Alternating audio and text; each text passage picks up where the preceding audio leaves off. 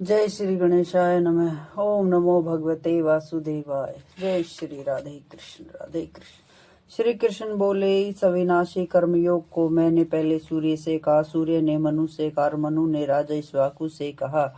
हे अर्जुन, इस परस्पर से प्राप्त यह योग सब राजर्षियों ने जाना, परंतु अधिक समय व्यतीत हो जाने पर लुप्त हो गया। वही प्राचीन योग आज मैं तुमसे बताता हूँ, क्योंकि तुम मेरे भक्त हो, मित्र हो। यह योग रहस्य अति उत्तम है। अर्जुन कहने लगे, आपका जन्म तो अभी हुआ है और सूर्य का जन्म तो बहुत पहले हो चुका है।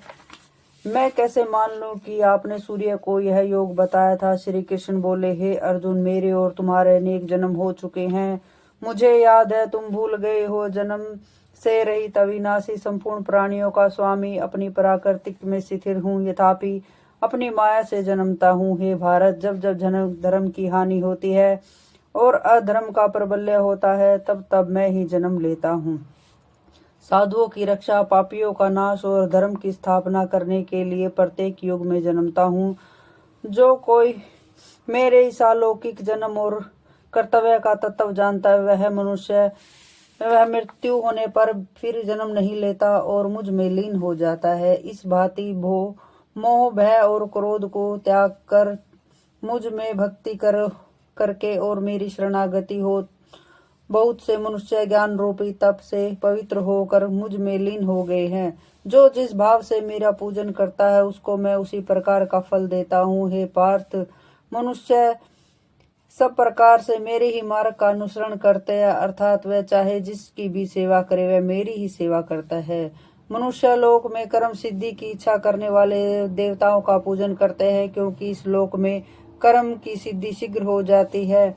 मैंने चारों वर्णों की सृष्टि अपने अपने गुणों और कर्मों से की है। सृष्टि का कर्ता मैं हूँ, यथापि मुझे अकर्ता अविनाशी जानो। कर्म मुझको वृद्ध नहीं कर सकते, यथापि कर्म फल में मेरी कामना नहीं। इस प्रकार जो मुझको पहचानता है, वह कर्मों के बंधन में नहीं पड़ता। अतः पूर्व पुरुषों के किए हुए कर्म को तू भी कर। हे अर्जुन, कर्म क्या है और अकर्म क्या है, इसके विचार में विद्वान पुरुष की भी बुद्धि चक्कर खा जाती है। इसी कर्म का वर्णन मैं तुमसे करूंगा, जिसके जानने से इस संसार के बंधन छूटकर मोक्ष के भागी होगे। कर्म, विकर्म और अकर्म तीनों का जानना आवश्यक है, क्योंकि कर्म की गति गंभीर है। हे अर्जुन, जो कर्म करने की कोई कामना नहीं करता और जिसके समस्त कर्म ज्ञान रूपी अग्नि में भस्म निर्मल हो गए हैं, उनको पंडित कहते हैं। जो कर्म फल की आशा छोड़कर करता है, उसमें आसक्त भी नहीं रहता और निराश्रय संतुष्ट रहता है। ऐसा मनुष्य कर्मों से गिरा होने पर भी मानो कुछ नहीं करता। देव योग से जो कुछ मिल जाए उसी में संतुष्ट रहता है। जो हर्ष, शोक आदि द्वंद्वों से मुक्त तथा किसी से ईर्ष्या नहीं करता, कर्म की सिद्धि या असिद्धि में भेद नहीं समझता, वह कर्म करता हुआ भी उसमें नहीं बंधता।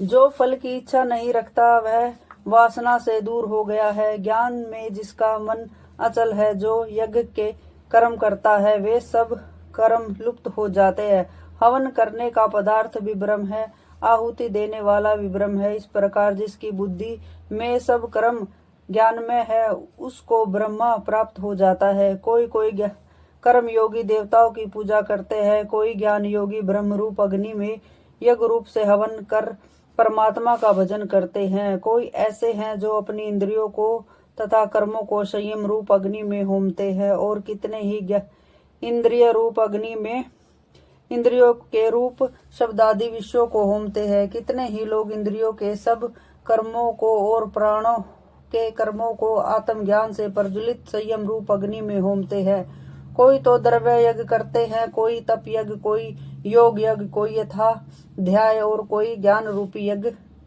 करते हैं, और कोई प्राणायाम से तत्पर रहने वाले योगी प्राण और अपमान वायु से प्राण को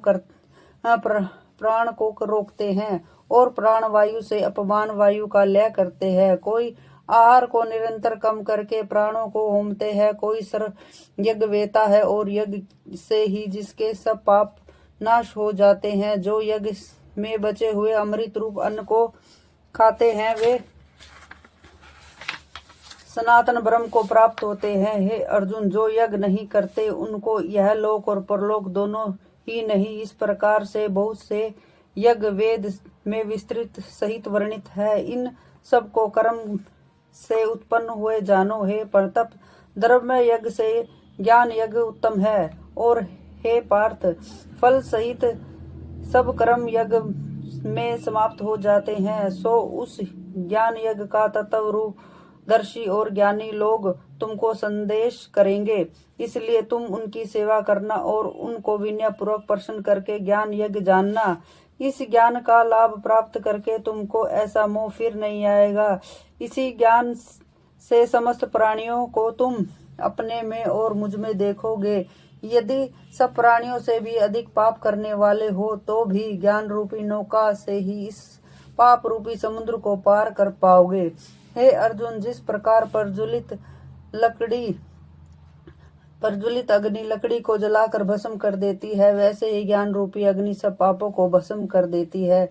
इस लोक में ज्ञान के समान पवित्र और कुछ नहीं है। यह ब्रह्म बहुत काल प्रयत्न कर्म योग से सिद्ध हुए पुरुषों को अपने आप ही प्राप्त होता है। जो श्रद्धावान पुरुष इंद्रियों को जीत कर ब्रह्म ज्ञान में लगा रहता है, वह ज्ञान को प्राप्त करता है और ज्ञान को पाकर अल्प समय में शांति को पाता है। अज्ञानी, श्रद्धा रहित और उसके मन में संदेह है, ऐसे जो पुरुष है वे नष्ट हो जाते हैं।